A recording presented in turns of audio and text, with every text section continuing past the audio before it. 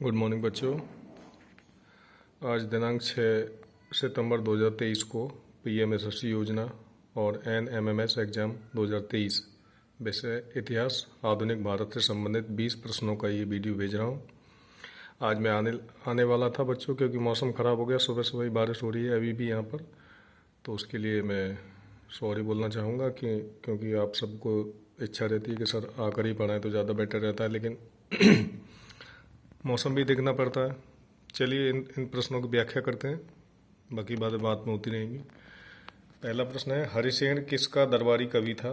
हरिसेन संस्कृत भाषा के प्रसिद्ध कवि थे और संगीत प्रेमी थे। ये समुद्रगुप्त के दरबारी कवि थे।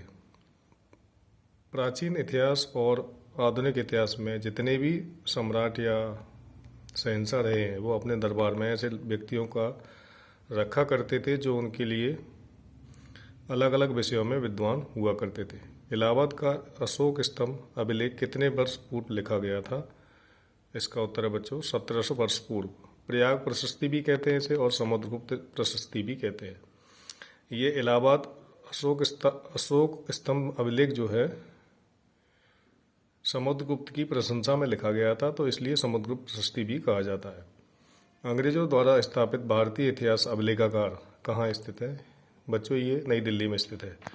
भारतीय इतिहास से संबंधित जितनी भी प्राचीन ग्रंथ और प्राचीन किताबें और प्राचीन बातें हैं, जो कि एक अभिलेखागार होता है जहाँ पर रखने की जगह होती है, उसको अभिलेखागार कहते हैं, जिसमें अभिलेख रखे जाते हैं, तो वो नई दिल्ली में स्थित है। अगला क्वेश्चन, भारत के अंतिम वायसराय कौन थे? Lord Mountbatten. इन्होंने ही माउंटबेटन योजना चलाई थी, उसके आधार पर भारत का विभाजन हुआ था। कश्मीर से कन्याकुमारी तक भारत का विस्तार कितना है? तो बच्चों 3200 किलोमीटर है ये कश्मीर से कन्याकुमारी तक, अर्थात उत्तर से दक्षिण तक का जो विस्तार या लंबाई है वो 3200 किलोमीटर है। जम्मू तवी से कन्याकुमारी तक एक ट्रेन चलती है हिमसागर एक्सप्रेस, वो भारत की सबसे लंबी रेल मार्ग कहला जाता है। हिमसागर अर्थात हिम माने बर्फ से लेकर सागर यानी अरब सागर तक कन्याकुमारी तक जो ट्रेन चलती है उसका नाम है हिमसागर एक्सप्रेस, जो कि 3200 किलोमीटर की दूरी तय करती है। लॉर्ड क्लाइव ने भारत का नक्शा बनाने की जिम्मेदारी किसे सौंपी थी? तो जेम्स रेनल एक अंग्रेज वो था सेनापति, उसको ये जिम्मेदारी सौंपी गई थी। मेसोपोटामिया की पहचान वर्तमान में किस शहर से है? बच्चों बता दूं, यहाँ पे मेसोपोटामिया जो है प्राचीन एक सभ्यता थी जो वर्तमान में इराक जो शहर है, इसकी राजधानी बगदाद है, और इराक, ईरान, तेहरान, ये सब गल्फ कंट्री कहलाते हैं। गल्फ कंट्री अर्थात ऐसे देश जिनसे क्रूड ऑयल निकाला जाता है। क्रूड ऑयल बच्चों उसे कहते हैं जो पहाड़ों को चीरकर, पानी के भीतर से जो पहाड़ होते हैं उन्हें चीरकर तेल निकाला जाता है, जिनसे पेट्रोलियम पदार्थ प्राप्त होते हैं। यूरोप में मिले पुराने अवशेष किस मानव के थे? तो भारत का विश्व का एक महाद्वीप है यूरोप, जिसमें जो अवशेष मिले थे वो होमो हाइडेलबर्गिसिस मानव। अब मानव कई प्रकार के होते हैं बच्चों।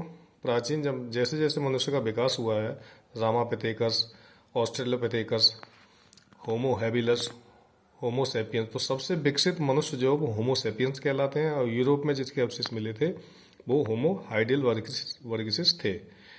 इनकी क्रेनल कैविटी जो थी अर्थात ब्रेन का जो वजन था उसके आधार पर इनका विकास तय किया गया था।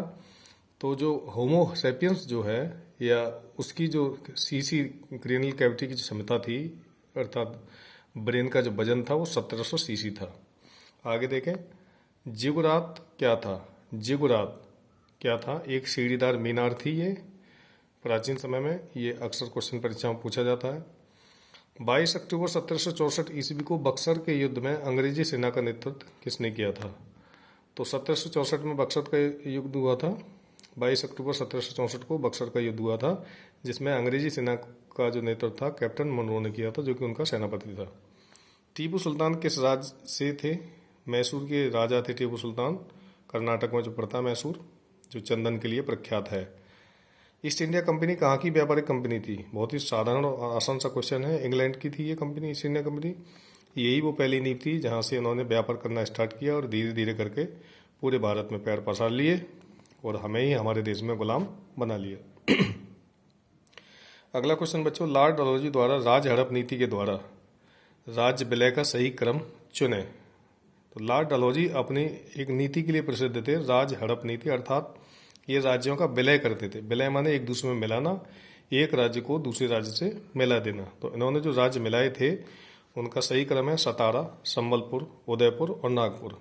ये 4 राज्यों को मिलाकर इन्होंने एक प्रांत का गठन किया था। राज हड़प नीति। ईस्ट इंडिया कंपनी की स्थापना किस महारानी के समय में हुई थी? तो एलिजाबेथ प्रथम। यहाँ पे मैं आपको बताता चलूँ, इंग्लैंड में आज भी राजा महाराजा रहते हैं और जो वहाँ की रानी होती है उसको सर्वश्रेष्ठ माना जाता है। वो संवैधानिक पद पर नहीं होती, लेकिन रानी, राजा और रानी का परिवार भी होता है, राजकुमार भी होता है, राजकुमारी भी होती है। ऐसे ही एलिजाबेथ प्रथम जो थी उनके समय में ईस्ट इंडिया कंपनी ने भारत में व्यापार करना शुरू किया था। टीपू सुल्तान और लॉर्ड कॉर्नवालिस के बीच कौन सी संधि हुई थी? तो श्रीरंगपट्टनम की संधि। श्रीरंगपट्टनम की संधि प्रसिद्ध संधि है जो टीपू सुल्तान और लॉर्ड कॉर्नवालिस के बीच हुई थी। यहाँ पर संधि में बता दूं बच्चों, संधि उस चीज को कहते हैं जब युद्ध ना करके 2 शासक एक दूसरे से मिल बैठकर मामलों को ऐसे ही निपटा लेते हैं। सिकंदर किसके शिष्य थे? तो सिकंदर महान जो थे अरस्तु के शिष्य थे। सिकंदर ने पूरे विश्व को जीता था और बहुत महान शासक कहलाया जाता था सिकंदर, लेकिन उनके गुरु थे अरस्तु। न्याय सूत्र पुस्तक के लेखक कौन है या किसने लिखी थी? तो गौतम ऋषि जो थे वो न्याय सूत्र के रचयिता थे। किस विदेशी यात्री ने भारत का सर्वप्रथम दौरा किया था? देखो, भारत में बहुत सारे विदेशी यात्री आए थे अलग अलग शासकों के समय में, लेकिन सबसे पहले आया था मेगास्थनीज, जिसने इंडिका नामक पुस्तक लिखी थी। कौन सी सम्राट अशोक की कौन सी पत्नी ने उन्हें सर्वाधिक प्रभावित किया था?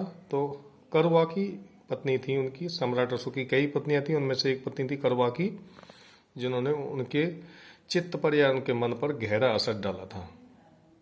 क्वेश्चन नंबर 20, जूनागढ़ शिलालेख का संबंध किससे है? ये प्रश्न अधिकतर परीक्षाओं में आता है। तो रुद्रदामन एक शासक था, उसका संबंध जूनागढ़ शिलालेख से है। यहाँ शिलालेख का बता दूं बच्चों में, शिलालेख यानी पत्थरों पर लिखी गई लिखावट को शिलालेख कहते हैं।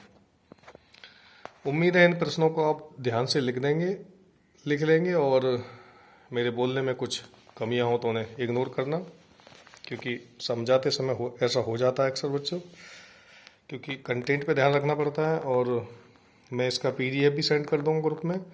आप मेहनत से और ध्यान से पढ़ते रहिए ताकि मेरी और आप दोनों की कोशिश, आप सभी की कोशिश बेकार न जाए। Thank you very much.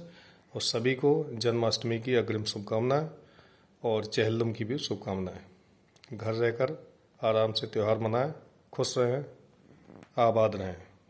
धन्यवाद। Thank you.